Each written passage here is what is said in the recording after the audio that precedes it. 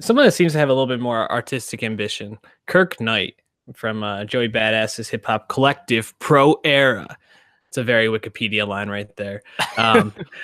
So I don't even know. Is this album IIWII? Like how do I pronounce I'm not this? actually sure, to be honest. You know, it's funny. He's kind of played with conventions before, because last year he released the Nick at Night project with Nick Caution, another Pro Era member. And Nick Caution spelled NYCK, so they spell it differently. So like he likes to play with those phonetics, I guess. But yeah, I'm not actually sure how you say it. But this new tape just dropped from Kirk Knight. And was this your first exposure to his solo material? I mean, you've heard his features and his production on Joey's work before, but like, did you ever listen to any of his solo stuff before? Actually, when I was clicking through a couple of his bigger hits, and there was one that I think I had heard before. Let me just pull it up here in my Spotify.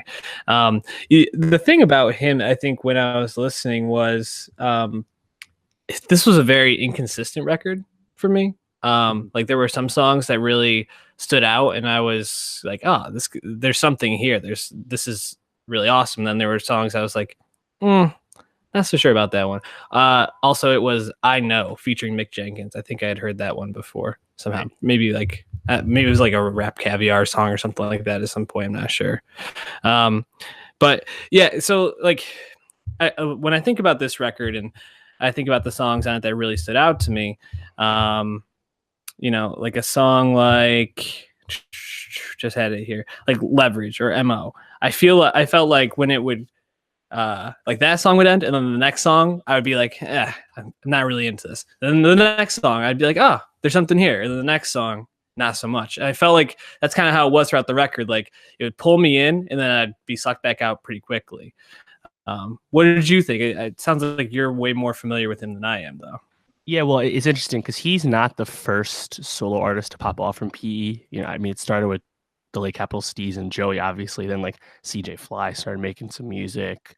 Nick Caution, as I just mentioned. Then Kirk Knight originally was just a producer in PE, and then he put out Late Night Special in 2016, and that's an album that's actually quite different than this one, where it's very similar, and it almost was like he didn't quite have enough personality on that tape. It's still competent flows, competent rhyming, and with that New York sound, it sounds like someone who's in Joey's orbit, but it just didn't quite land.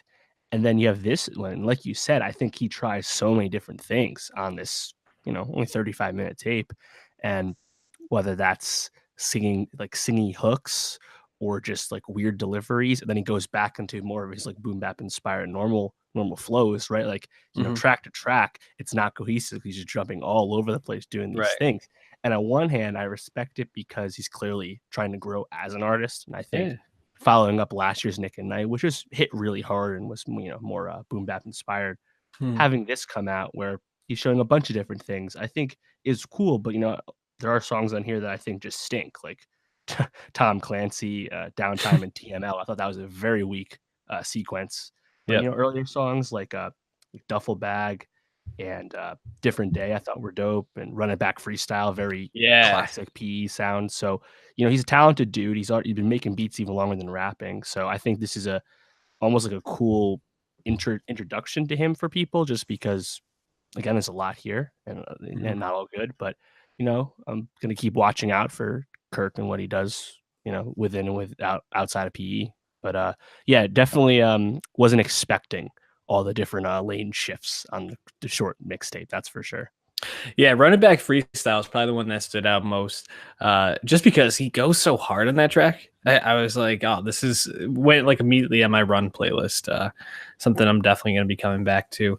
And if you want to catch the songs that we're talking about on these two albums, as well as the upcoming one, Oxnard, please check out our Nowstalgia Best of 2018 playlist on Spotify and give us a follow on there as well.